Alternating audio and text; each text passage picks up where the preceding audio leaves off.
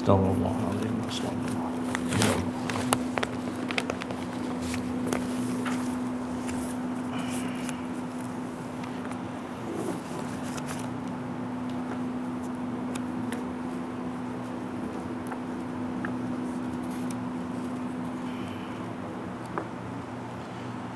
Astagfirullahaladzim. Astagfirullahaladzim. Innallaha ghafurur rahim. Assalamualaikum warahmatullahi wabarakatuh. Ila hadratin Nabi Mustafa Muhammadin sallallahu alaihi wasallam wa ala alihi wa ashabihi kiramil Fatihah. A'udzu billahi minasy syaithanir rajim. Bismillahirrahmanirrahim. Alhamdulillahi rabbil alamin. Ar-Rahmanir Rahim. Maliki yaumiddin. Iyyaka na'budu wa iyyaka nasta'in. Ihdinas siratal mustaqim. صراط الذين أنعمت عليهم غير المغضوب عليهم ولا الضالين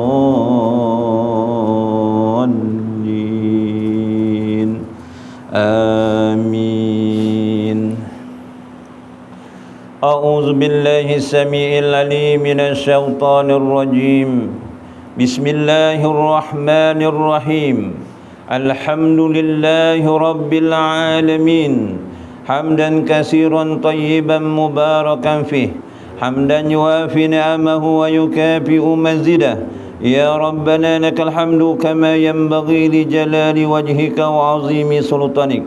Allahumma salli salatan kamilah wa salim salaman tamman ala sayyidina Muhammadin alladhi tanhalul bil uqan وتنفرج به الكرب وتقضى به الحوائج وتناله به رغائب وحسن الخواتم ويستسقى الغمام بوجه الكريم وعلى آله وصحبه في كل لمحة ونفس بعدد كل معلوم له.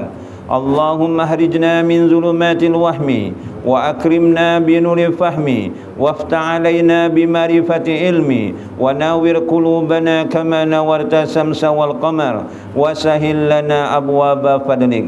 ربنا آتنا في الدنيا حسنة وفي الآخرة حسنة وقنا عذاب النار. وصلى الله على سيدنا محمد وعلى آله وصحبه وبارك وسلم والحمد لله رب العالمين. Taqabbalallahu minkum. A'udzu billahi samii'il 'aliim minasy syaithaanir rajiim. Bismillahirrahmanirrahim. Alhamdulillahi rabbil alamin. Wal 'aqibatu lil muttaqin wa la 'udwana illa 'alal zalimin. Wassalatu wassalamu Muhammadin asrafil anbiya'i wal mursalin wa ala alihi wa sahbihi ajma'in. Qala Allah subhanahu wa ta'ala a'udzu billahi minasy syaithanir rajim. Huwallazi yusalli 'alaikum wa malaikatuhu liyukhrijakum minaz zulumati ilan nur. Wa kana bil mu'minina rahima. Sadaqallahul azim. Bismillahirrahmanirrahim. La yadurru ma'asmihi say'un fil ardi wala fis sama wa huwas samiul alim. Bismillahi ma sya'allah la yasuqul khaira ila Allah. Bismillahi ma sya'allah la yasrifu su'a ila Allah. Bismillahi ma sya'allah ma kana min ni'matin fa min Allah. Bismillahi ma sya'allah la ya'ti bil hasanati ilallah. Bismillahi ma sya'allah la hawla wa la quwata illa billah.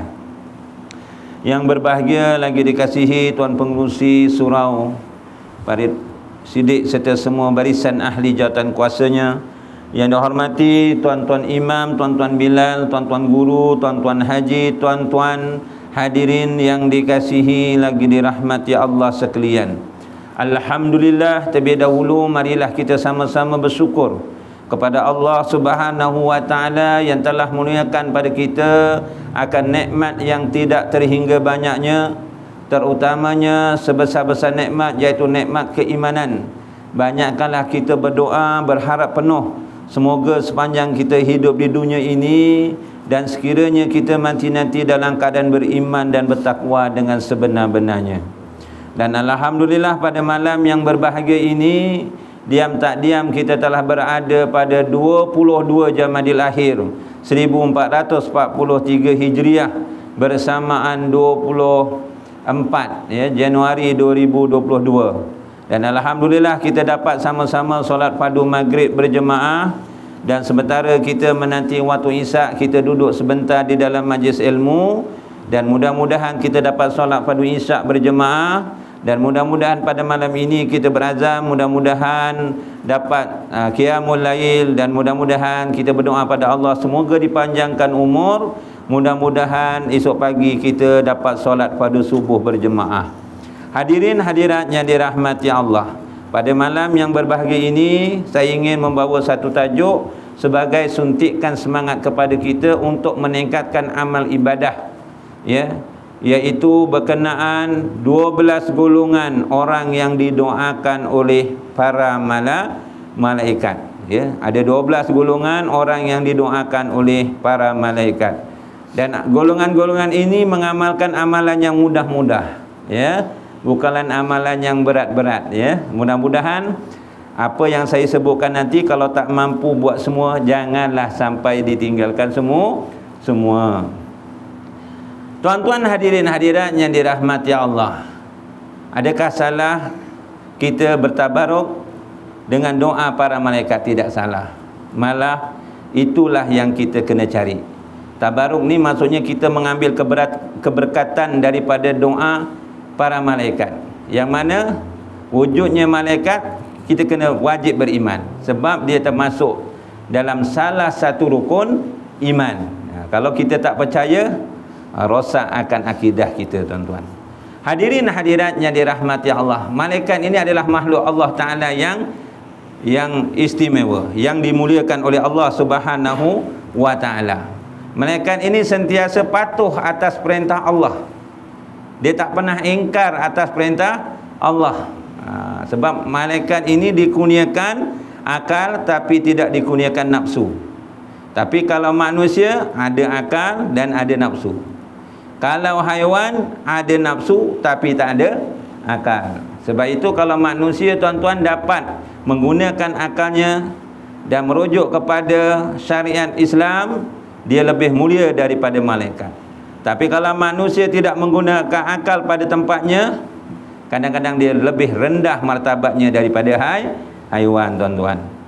Yang mana, tuan-tuan hadirin hadiratnya dirahmati Allah, di samping kita mengambil keberkatan daripada minta doa daripada orang-orang alim, contohnya kita minta doa daripada mufti, contohnya kita minta tolong doa daripada tuan imam, contohnya anak korang juga preso mam, doa ke ya, mudah-mudahan anakku dipermudahkan menjawab dan dapat mendapat keputusan yang cemerlang, contohnya. Tak jadi masalah, boleh. Tapi namanya manusia, tuan-tuan, tak lari daripada melakukan kesalahan dan kesilapan dibandingkan para malaikat. Tuan-tuan hadirin hadirat yang dirahmati Allah, kalau kita lihat iman ni ada pasang surut, ada naik, ada turun, sebab itu dibahagikan kepada beberapa bahagian. Yang ada dibahagikan kepada 4 bahagian, ada yang menyatakan 3 bahagian. Ada iman yang ada iman tak naik dan tak turun, statik aja imannya, iaitu iman para malaikat. Ada iman pasang surut, kadang-kadang munggah, kadang-kadang mudun. Itu iman kita lah, manusia. Dengar kuliah, naik betul. Balik nanti, slow balik, besok pergi majlis zikir, naik balik. Itu iman kita. Kadang-kadang naik, kadang-kadang turun. Yang ketiganya, ada iman yang sentiasa meningkat air. Orang mudun-mudun, kita pasang surut, dia orang mudun-mudun, nengkat air sebenarnya, iaitu iman para nabi dan para Rasul. Semakin banyak ujian, semakin kuat akan keimanan dan ketakwaannya kepada Allah. Kita lihat contoh Nabi Ayub alaihissalam. Diuji dengan sakit, diuji dengan kehilangan harta, diuji dengan kematian anak-anaknya. Tapi Nabi Ayub dia tetap makin tekun beribadah. Dia tak kata aku nak pencin ya Allah jadi nabi dan rasul. Ada? Tak ada. Rasulullah sallallahu alaihi wasallam dalam berdakwahnya secara sembunyi pun ditentang, lagi secara terang. Sampai nak dibunuh, dibaling dibaling dengan apa? Ketika dia sujud diletakkan usus-usus isi unta ataupun dengan najis. Tapi tetap juga menjalankan dakwah. Dibaling dengan batu sampai berdarah kakinya.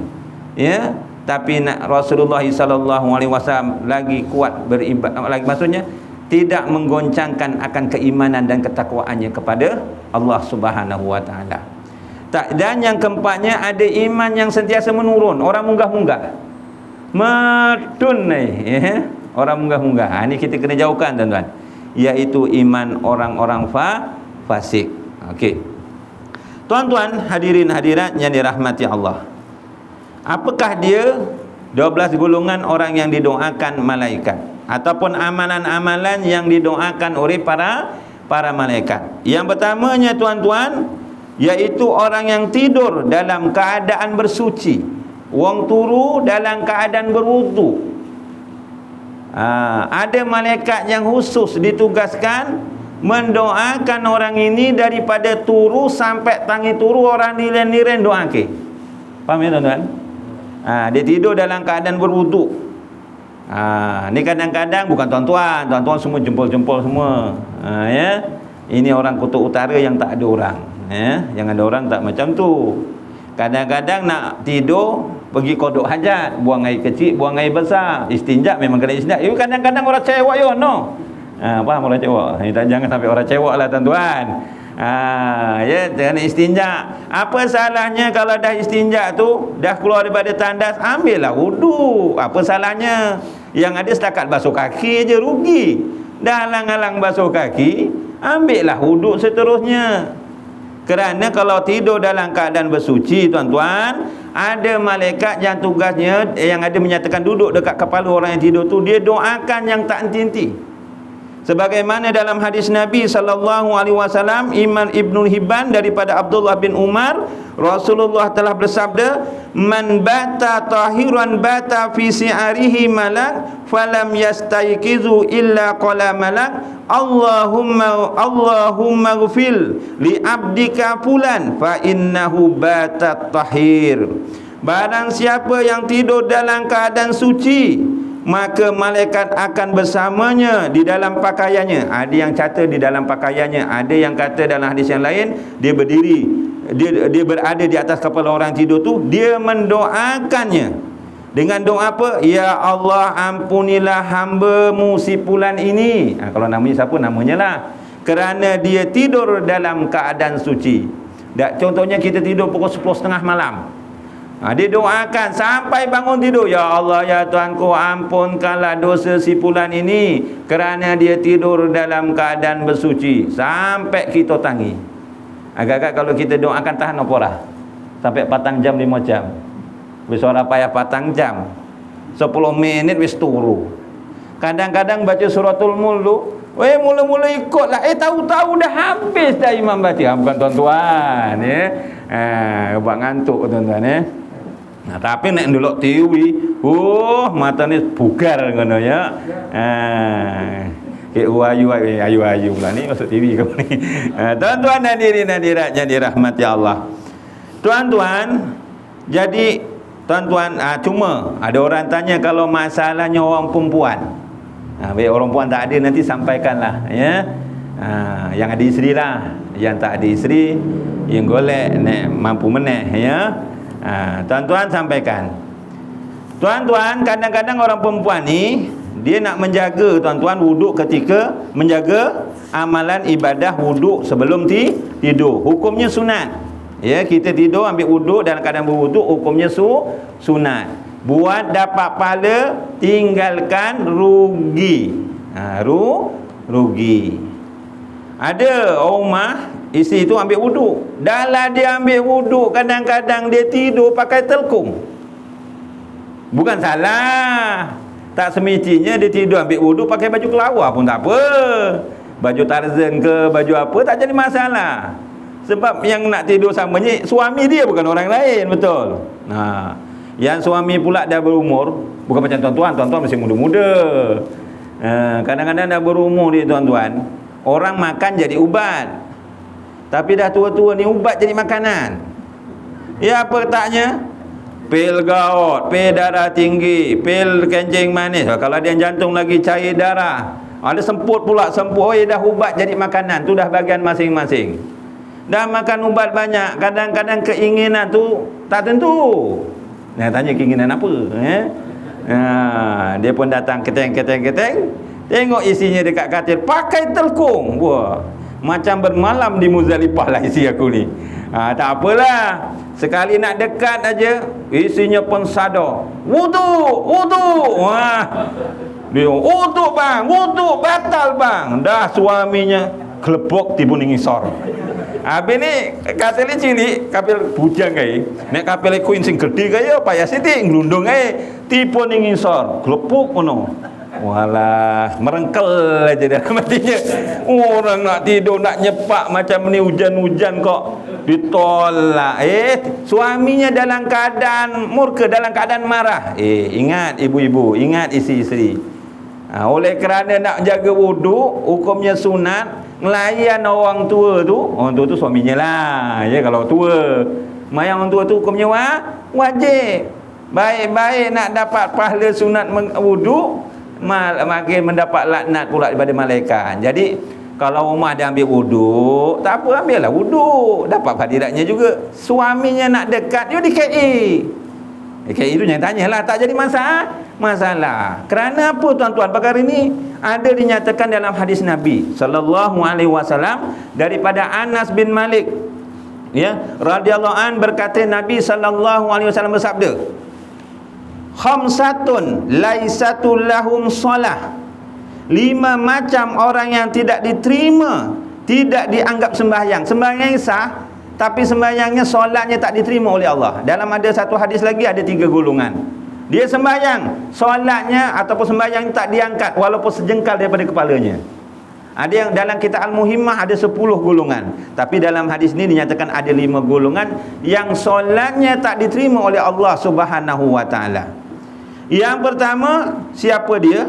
Al-mar'atu syahidun 'alaiha zaujuha, yaitu isteri, ya, yaitu isteri yang sedang dimurkai oleh suaminya. Macam tadi, orang turu, orang nyepak ditolak, tiba, wah, merengkel je tuan-tuan. Ataupun contohnya malam, suaminya kerja ngangkat sawit, awak loro kabeh. Dah pukul 2 makmu, uruti aku, awak kok loro kabeh kok kene ni blikatnya, tangilah uruti, dipelorot-pelorot nono urate. Walah monjo. Contohnya cakap gitulah. Coba monjo, baik aku ibadah solat sunat tahajud, baik nguruti kowe. Ngono duit sawite akeh yo ngurut-ngurut ning jaba kono karo koncone. Walah males aku nang layan riko iki. Sembayang lagi apik entuk pahala. Wah, suaminya merengkel aja ni. Minta urut sikit, disentak-sentak. Sebab tu orang lelaki ni kurus-kurus saya tahu. Ya, kurus-kurus kabeh disentak iya di dunia. Bukan abang tidak, ya. Wah, ustaz di badannya sehat ni tak disentak-sentak iya, tak juga. Alah suami tu tak, tu gurau aja. Jadi tuan-tuan, dia sembahyang tahajud lah, memang bagus, sunat. Tapi suami yang minta urut, dibiarkan aja. Aku ni tak pandai urut, tak apalah, di mek-mek pun jadilah. Urut. Lepas tu nak sembahyang-sembahyanglah. Ini tu tinggalkan sembahyang, monjo. Suaminya merengkel. Sembahyangnya sah, tapi takut solat sunatnya tak diterima oleh Allah. Hati-hati tuan-tuan. Yang keduanya, siapa yang solatnya tak diterima? Wal abdu abikun min sayyidih, yaitu hamba sahaya yang lari daripada majikannya. Ini dah tak ada lagi tuan-tuan. Dia hamba, tak dimerdekakan lagi, dia lari pada tuannya tanpa kebenaran tuannya. Jadi sepanjang dia lari itu tanpa kebenaran tuannya ataupun majikannya, solatnya sah tapi tak diterima oleh Allah. Yang ketiganya, wal musarimul ladzi la yukallimu akhahu fawqa salasatin ayyam. Orang yang sengketa sehingga tidak bicara dengan saudaranya lebih daripada tiga hari. Jadi tuan-tuan hadirin hadirat yang dirahmati Allah, kita jangan bergaduh di antara satu sama lain. Ya, tidak bertegur siapa lebih daripada 3 hari. Nanti takut solatnya tak diterima oleh Allah Subhanahu wa taala. Ni contohnya dah nak pilihan raya. Contoh. Ini belum lagi, tak tahu dah bila. Daripada pilihan raya bergaduh tak tegur siapa. Ni contoh, bukan orang sini, tak ada kaitan yang hidup ataupun mati. Wah, dibuatnya kalau dah 2 tahun tak tegur, jumpa jeringas. Salam buat tak nampak aja. Tegur pun tak nak. Weh, kalau dah 2 tahun lebih tak tegur. Dia tadi ni 3 hari aja, kalau dah 2 tahun lebih, takut solatnya tak diterima oleh Allah Subhanahu wa taala. Jadi mana tahulah kita bergaduh dengan jiran. Bukan sebab apa pun, dengan sebab jiran kita belayam. Dek tembleknya tu asal pagi dekat rumah kita. Jadi kita nyapu aja kerjanya basuh tai ayam. Buat cengkel karo tonggo ni. Weh sorat tekuh. Mana? Contohnya daripada Ahad, Senin, Selasa. Oh, dah masuk 3 hari lah. Hari Rabu jumpa, Assalamualaikum. Waalaikumsalam. Macam mana ni? Kita nak gaduh nak terus ke tak ni? Wah, sekurang-kurangnya dah beri salam, dah tegur. Okey, kita sambung lagi lah. Ya, Rabu, Khamis, Jumaat. Sabtu dapat hari lagi. Assalamualaikum. Macam mana ni? Tapi tak kalah macam tu. Biasa kalau dah tegur beri salam je, insya-Allah lembut. Insya-Allah itu hikmahnya orang beri salam.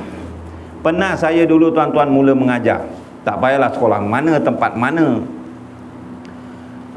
Saya tuan-tuan, tak macam mana saya silap faham. Muridnya tu tak masuk sekolah. Dia nyuruh bawah kolong. Ada longkang tu atasnya di jalan. Dia nyuruh bawah tu. Jadi guru besar suruh masuk, tak masuk. Saya pun, saya tengking sikit dia keluar. Saya tepuk belakang.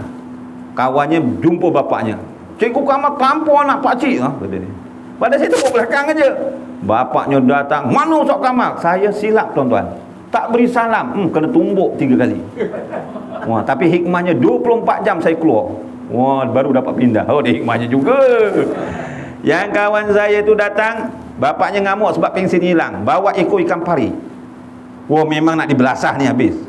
Tapi dia masuk kelas, kawan saya kata apa? Assalamualaikum warahmatullahi. Apa khabar bang? Wah, terus lembut dia. Jadi kalau ada orang marah gitu beri salam, insya-Allah dia akan lembut. Jadi kalau kita contohnya berselisih ya sampai tak tegur, jangan sampai 3 hari lah.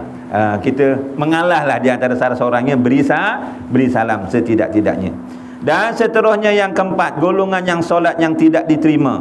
Wa mudminu khamrin, orang yang sering minum arak, solatnya tak diterima. Dalam hadis yang lain, kalau dia minum arak, solatnya tak diterima 40 hari 40 malam. Kalau dia sepanjang tak minum arak aja, lagilah solatnya tak diterima tuan-tuan.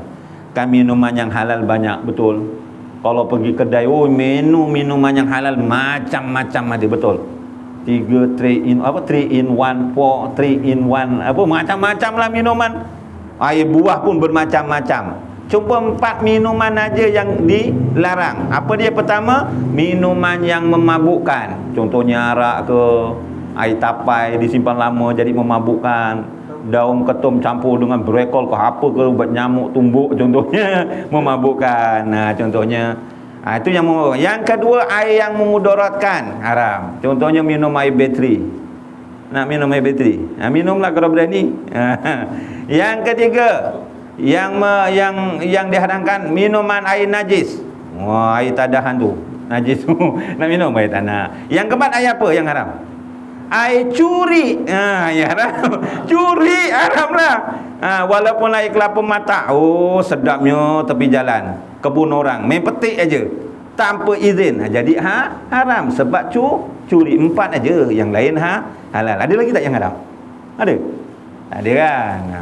Dan yang kelima, siapa yang solatnya tak diterima, Iaitu imam sembahyang. Bukan imam sini. Oh, nanti jangan semua tak nak jadi imam. Wah, kacau.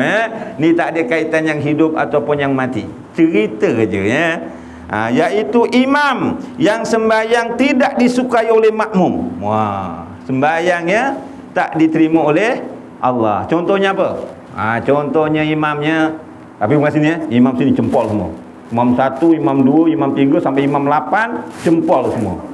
Sebab ramai ini imam, sebab semua boleh tolak jadi imam. Yang cakap je tak berani, sebab cakap ngopos saja. Kalau jadi imam ajalah tuan. Buat saya tak nak ya, ada yang imam itu imam. Tuan-tuan, contohnya bacaan. Contohnya dia dah tak berupaya, bacaannya bagus. Dah berumur, bacaannya dah tak cetor kata orang Jawa. Ya. Tapi kalau kau masih baik lagi, teruskan. Ni masalahnya yang dah tak boleh baca dengan baik. Kadang-kadang orang luar datang, ini mikrofon rosak ke apa? Bismillahirrahmanirrahim. Ini mikrofon rosak ke apa ni? Rupa-rupanya bukan mikrofon rosak. Memang baca imam macam tu. Habis tak ada orang lain, bukan tak ada orang lain. Ini bukan imam sini yang terasa. Ini cerita. Rupa-rupanya orang lain ada yang boleh. Imamnya tak nak letak jawatan. Kalau dulu tuan-tuan, tapi bukan negeri Johor. Ni orang Kutub Utara yang tak ada orang. Dulu ada 2 jawatan yang kadang-kadang orang payah nak letak jawatan. Dululah. Ya. 1 imam, 2 naik kadi. Naik kadi imam ni tauliah siapa? Tauliah tuanku tu. Dia memang tak sembarangan dia boleh berhenti beringkan. Tapi walau bagaimanapun, atuk saya ada ceritalah. Ini kata orang tua. Ya, tapi betul juga cakap dia tu perumpamaan. Ibaratnya kalau imam ke ataupun jawatannya tak mampu, ibaratnya dia punya kiasannya lah. Kita pergi kat bawah pokok kelapa. Pokok kelapa nyor Melajunya. Pelepah kelapa ni kalau dah tua, ya, hijau ngono, tukar kuning-kuning kek jadi coklat ngono kan. Kalau dah tua, agak-agak pelepah kelapa tu tanggal sendiri ataupun tak? Tanggal diri apa lah? Biasanya tanggal jatuh ke bawah. Tu ibaratnya imam dia tahu, dia dah tak mampu. Ada yang lagi baik, ada tahfiz pula. Saya mengundur dirilah. Tapi jangan jadi resmi pelepah pisang. Pelepah pisang walaupun dah tua, hijau, dah coklat gitu, dia boleh jatuh bawah tak? Tak, ngepleh. Dia tu ngiup dia jadi kat batang pokok pisang, betul? Dia jarang jatuh. Rumah saya kalau nak pergi rumah saya Parit Gantung. Tiang 35. Depannya ada pokok takai jering. Pokok cengkol. Tapi orang ni bukanlah takai jering, tak. Lepas tu banyak pisang kapas. Saya tengok kalau sebulan tak dibuang. Dia tak jatuh bawah. Dia jadi semak dekat batangnya tu. Kalau kita nak tanggalkan, nak bakar, kena cantas gunakan parang ataupun pisau. Ibaratnya janganlah jadi Pak Imam sampai nak dicantas, nak apa baru letak jawatan. Jangan. Sebaik-baiknya gitu. Tapi kalau dia berumur, bacanya masih jempol, persilakan. Kerana apa tuan-tuan hadirin hadirat yang dirahmati Allah. Jadi Pak Imam ni bukan senang. Bukan senang. Kadang-kadang tuan-tuan, lagi sekarang orang banyak baca Facebook. Tuan-tuan ada Facebook tak ni? Saya ada tapi tak rajin nak baca. Sejak ada Facebook, bukan nak nyalakan Facebook, tak. Kita gunakan kemudahan ni untuk mendekatkan diri pada Allah. Jangan semakin menjauhkan diri pada Allah. Jangan ngelayan Facebook sampai sembahyang lewat, sampai bocor Quran orang sempet, sampai ngelayan suami orang sempet, ngelayan bucung, ngelayan anak orang sempet, majlis ilmu orang sempet, main Facebook. Jangan. Itu semakin menjauhkan diri pada Allah. Sejak ada Facebook ni kadang-kadang pandai orang komplain. Kan Facebook boleh buat komen betul bawahnya tu. Baca surat khabar pun dia nak komen. Nak buat apa? Kalau Facebook boleh. Pak Imam pun jadi mangsa, jadi komplain. Susah jadi Pak Imam ni. Baca surah pendek, contoh. Bacanya suratul Ikhlas saja, dikomplain. Mam, lagi-lagi Imam Jakim, mau yang dapat yang lawan.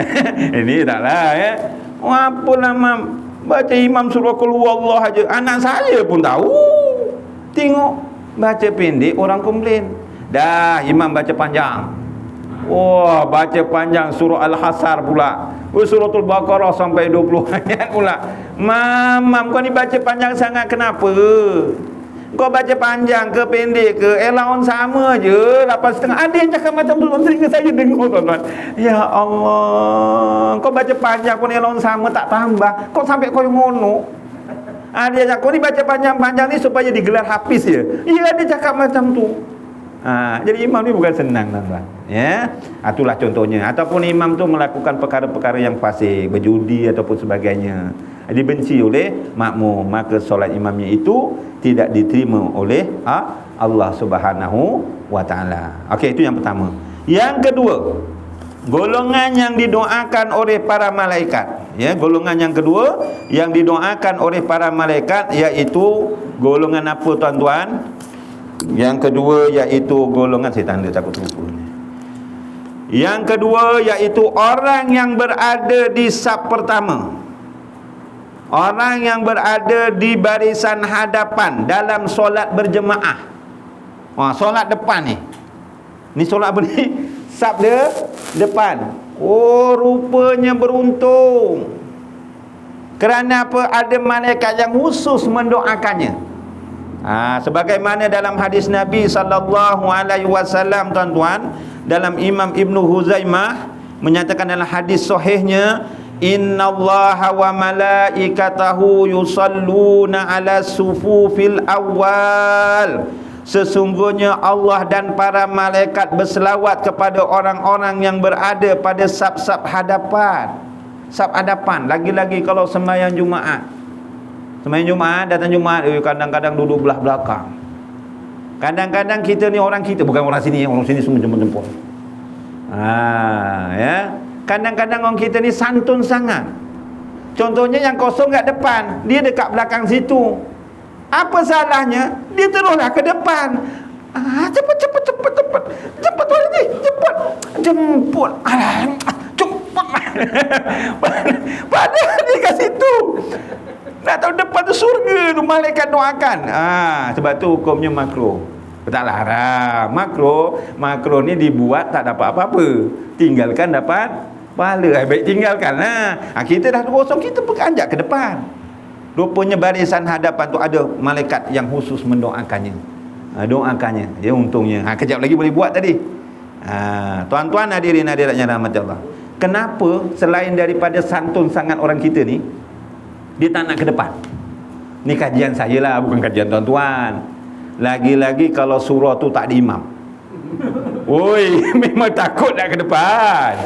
Memang takut. Saya ada satu cerita lah. Datuk Balisa pun ada cerita juga dalam ceramahnya. Tapi jenis betul berlaku sebenarnya. Kawan saya duduk dekat satu pertempatan. Dia macam kuartus kerajaan jugalah, saya tak cerita kat mana. Ada dari satu surah. Dia tak ada imam yang khusus untuk mengimami tu. Sebab tu kalau ikut adab-adab berjemaah, Bilal jangan terus iqamah. Tengok dulu imam dah ada tak belum? Imam boleh? Jangan main iqamah, imam ni tak ada. Siapa semua ada? Dia tahu imam. Okey.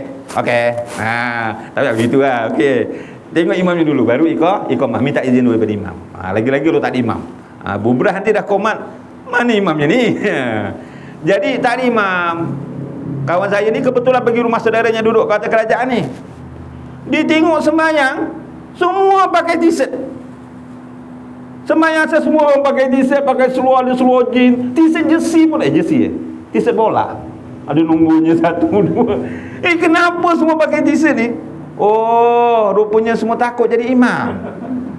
Kalau semua pakai t-shirt, orang yang pakai baju Melayu, memanglah sah dia jadi imam.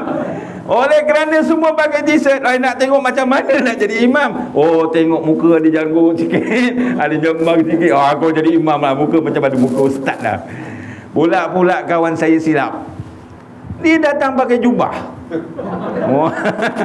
Dia datang pakai jubah. Memang lah. Tapi dia perasan, kenapa tak komat-komat ni? Nisa aku yang jadi imam ni.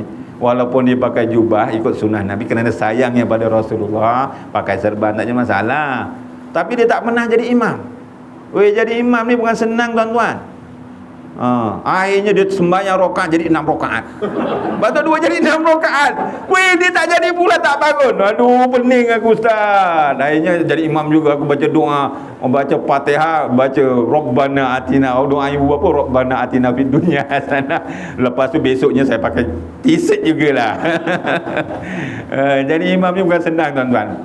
Jadi imam tuan-tuan nampak mudah tuan-tuan. Dekat Batu, tak payah cerita lain lah. Dekat kadang-kadang dekat Batu Pahat pun berlaku. Lagi-lagi masjid, imamnya letak jawatan. Pencen sama pencen komplain. Pencen sama pencen komplain. Baca tak betul ni, izharnya kurang jelas, ibron maluna ni kurang dengung. Ini mat adik ni sukunya ni tak berapa tepat ni.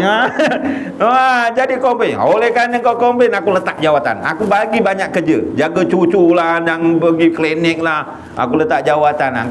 Jadi tak ada imam. Jadi musyawarah. Oh gini, semua tak ada jadi imam. Gini ada AJK cakap, kita cadangkan orang yang komplain selalu itulah jadi imam. Setuju.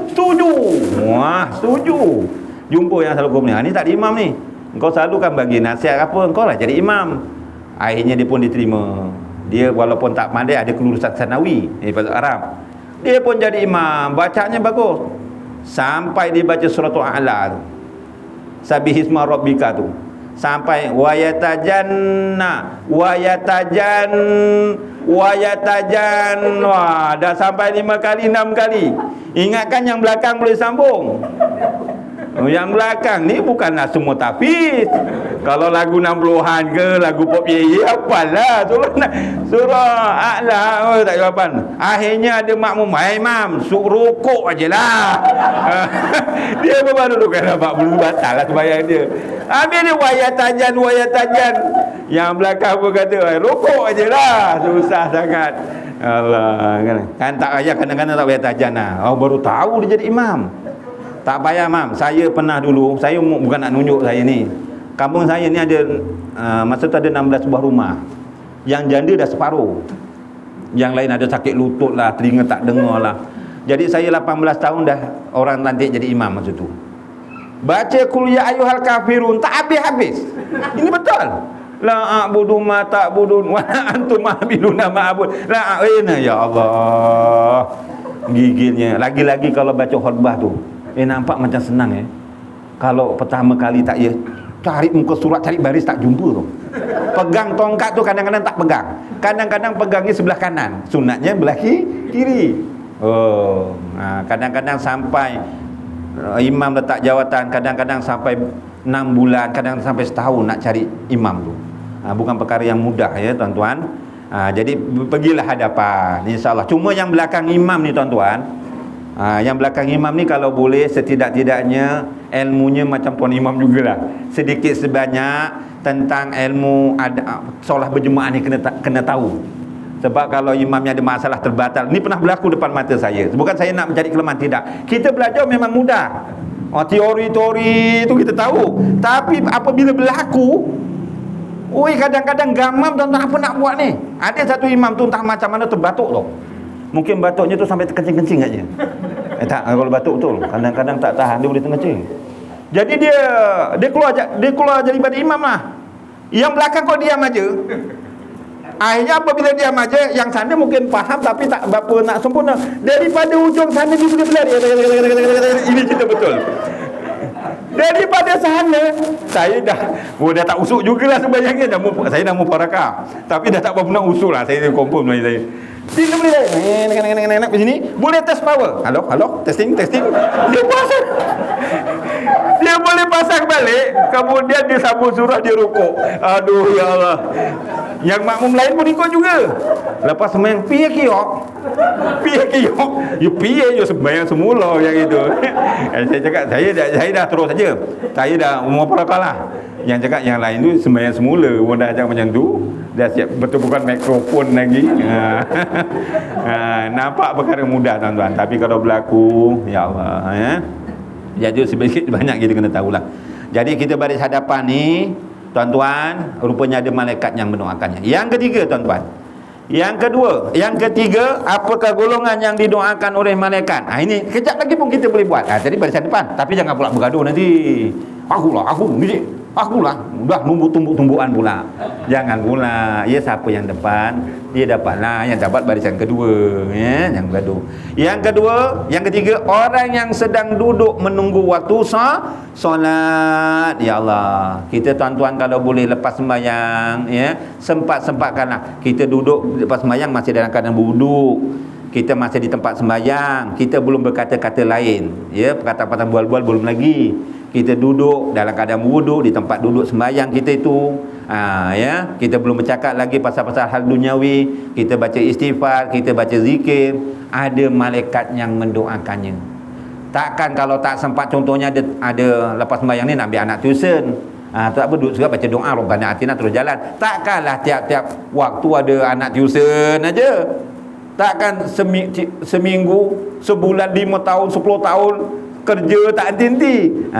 Ya, duduklah sekejap, ya. Kerana apa? Daripada Abu Hurairah, Rasulullah SAW telah bersabda, al malaikatu tusalli ala ahadikum madama fi musallahul ladzi shalla fi ma lam yuhdis taqulu Allahumma fillahu Allahumma arhamhu. Para malaikat akan mendoakan salah seorang di antara kalian selama ia tetap berada di tempat solatnya, selama ia tidak berhadas. Malaikat mengucapkan, ya Allah, ampunilah dia, ya Allah, rahmatilah dia. Hadis riwayat Bukhari 445. Lagi-lagi tuan-tuan, dah duduk nunggu waktu solat seterusnya, itu pun malaikat doakan. Dah duduk nunggu waktu solat dalam keadaan duduk pula dalam majlis ilmu. Masya Allah, tabarakallah. Lagi banyaklah, ya, para malaikat mendoakan kita.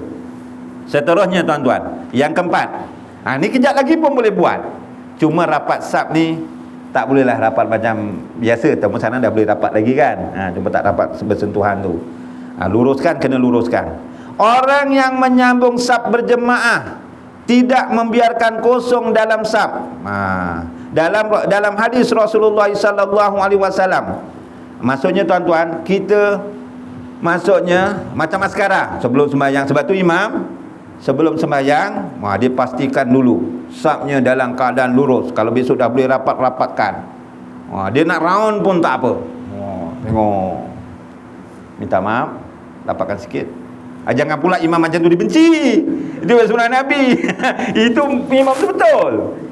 Ni jangan merantaklah kau. Lurus tak lurus, janji aku jalankan tugas imam, ya. Pastikan lurus dulu. Kita usaha nak tengok tumit lurus ke tak. Itu macam askara dalam barisan tu, kita mengusahakan rapat itu semua. Itu pun malaikat mendoakan. Biasa kadang-kadang dekat RNR berlaku, tuan-tuan, ya. Dekat RNR ni terutamanya kalau kita nak solat berjemaah. Kita datang, tuan-tuan, hadirin hadirat yang dirahmati Allah, ada orang yang nak sembahyang, kita nak sembahyang berjemaah. Contohnya ada seorang lelaki, dia sembahyang sendiri, kita datang yang kedua nak berjemaah dengan dia. Sebaiknya, kata Ibnu Abbas, tuan-tuan, kita nak cuit dia ataupun rapat dengan dia, mana yang lebih afdal? Kita rapat dia sikit, kita ambil sebelah kanan, macam sembahyang mayat tu lah, rapat sikit gitu, sebelah kanannya gitu. Ya, cuma tumit tu kalau boleh jangan sama, cuma rapat sikit. Kemudian kita takbiratul ihram. Kita niatlah berjemaah. Kalau tak niat berjemaah, macam mana kita nak ikut gerak-gerik imam? Imam tu apabila dia dekat, dia yang faham, dia niat berjemaah. Kalau dia tak niat berjemaah, imam tu rugilah, tak dapat berjemaah, tuan-tuan. Tapi biasa imam yang faham. Kalau cuit ni bukan tak boleh. Cuma kadang-kadang cuit ni, kita kadang-kadang yang cuit ni, dia nak takbiratul ihram dulu ke baru cuit, ataupun cuit dulu baru takbiratul ihram? Mana satu? Tapi bagusnya tadi dari Ibn Abbas, kita rapat aja. Kerana cuit ni kadang-kadang orang masalah sikit. Wah, yang melata, mati. Apa ni? Sembahyang dah melata-lata pula, sihat dah batal sembahyang kena tu. Ya? Ataupun imamnya ni, guru silat dah. Guru silat, ada saka pula contoh. Sekali sentuh aja terperanjat di silatnya gitu, habislah kita. Tapi jaranglah berlaku. Sebaiknya kalau yang cuit ni, kalau guru saya ngajar, kita takbiratul ihram dulu. Maksudnya kita dah sembahyang barulah kita cuit. Tuan-tuan, itu yang sebaiknya. Okey, kita contohnya rapatkan je kita takbiratul ihram. Tiba-tiba ada orang datang kat belakang. Maka dia dah takbiratul ihram, kita pun meluruskan, kita mundur ke belakang kan. Merapatkan saf. Itu pun malaikat mendoakannya. Sebab itu dah azan sebab itu tuan-tuan, saf ini memainkan peranan. Ada orang tuan-tuan mungkin dia tak faham. Dia suruh rapat-rapatkan lurus. Kowe iki ngopo? Kerajaan wis gawe masjid gede-gede, sembayang kon sempit-sempit. Syukurlah ben ombo-ombo ngono, faham tak maksud saya? Masjid dah besar-besar apa nak rapat-rapat. Biarlah lengang sikit tu tak rimas, kok gitu jawapannya. Itu mungkin yang tak fahamlah tuan-tuan. Sebab itu imam sebelum dia sembayang, dia kata apa? Sau sufufakum fa inna taswiyata sufufa min iqamatis solat. Luruskan dan rapatkan saf. Ini adalah sebahagian dari kesempurnaan solat. Okey. Jadi tuan-tuan, azan dulu ya. Nanti sambung 2 minit je, 3 minit.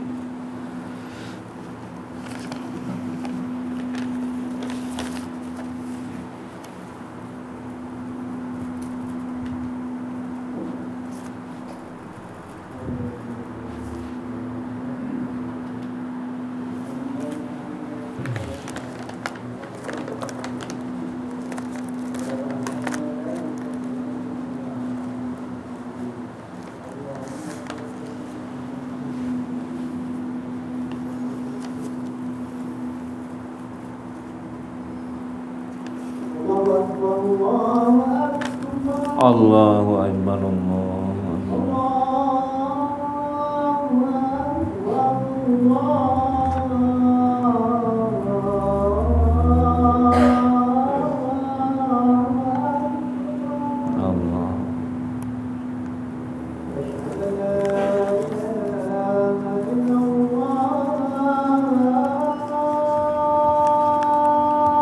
Asyhadu anna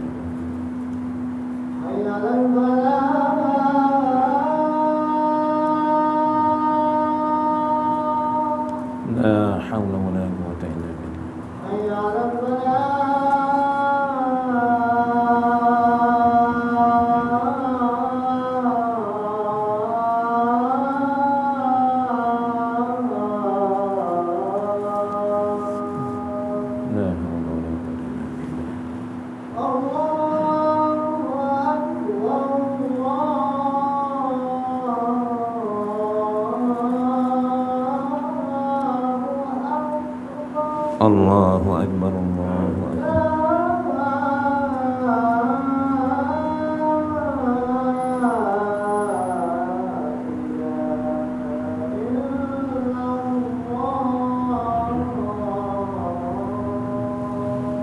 La ilaha illallah Muhammadur Rasulullah sallallahu alaihi wasallam. Allahumma rabb hadhihi da'wati tammah wa salatu ala sayyidina Muhammadin wa sallallahu darajatal aliyatu rafi'an wa ba'su maqam mahmudan ladzi wa'ata innaka latul mi'ad. Allahumma fil li dhunubi wa li walidayya warhamhuma kama rabbayani shaghira. Amin ya rabbal alamin. Tuan-tuan hadirin hadirat yang dirahmati Allah, jadi golongan yang didoakan oleh para malaikat tadi, yang pertama tidur dalam keadaan bersuci, dalam keadaan berwuduk. Yang keduanya, orang yang solat berada di saf barisan hadapan. Yang ketiganya, orang yang sedang duduk menunggu waktu solat. Yang keempatnya, orang yang menyambung saf solat berjemaah, tidak membiarkan kosong di dalam saf. Maksudnya kita merapatkan saf, meluruskan saf itu ada malaikat yang mendoakannya, tuan-tuan. Hadirin hadirat yang dirahmati Allah, minta tolong bagikan ni boleh tak?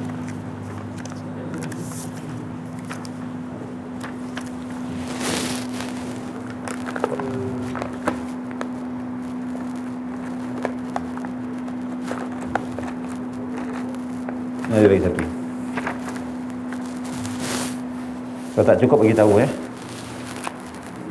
Tuan-tuan hadirin hadirat yang dirahmati Allah sekalian.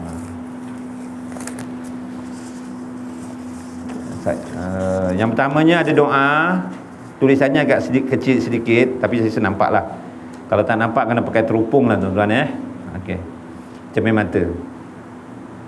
Yang pertama, doa berlindung daripada seburuk-buruk nasib. Mudah-mudahan diberi kebaikan dalam kehidupan seharian kita. Allahumma inna na'udzubika minal juhdil bala' wa darkis saqa wa su'il qada' wa samatatil a'da. Doa apabila terlupa. Contohnya kita terlupa sesuatu, nak mengingatkan sesuatu selain baca selawat, tuan-tuan. Baca ni, subhana man la yanamu wa la yasu. Macam bacaan sujud sahwi, cuma tambah Allahumma zakirni ma nasyitu. Doa memohon menambah ilmu. Kalau doa sebelah pagi, tuan-tuan, lepas main subuh, kalau boleh jangan tinggalkan doa yang diajarkan oleh Rasulullah. Allahumma inni as'aluka ilman nafi'ah wa rizqan thayyibah wa amalan mutaqabbalah. Dekat sini doa menambah ilmu. Allahumma anfa'ni bima 'allamtani wa 'allimni ma yanfa'uni warzuqni ilman yanfa'uni wa zidni ilman. Doa memohon petunjuk. Ini tuan-tuan, doa yang minggu lepas kita belajar istiqamah, tuan-tuan. Mudah-mudahan kita istiqamah supaya tidak disesatkan, sentiasa diberi hidayah. Amalkan doa ni setiap kali lepas sembahyang. Rabbana la tuzigh qulubana ba'da idh hadaitana wa hab lana min ladunka rahmah innaka antal wahhab.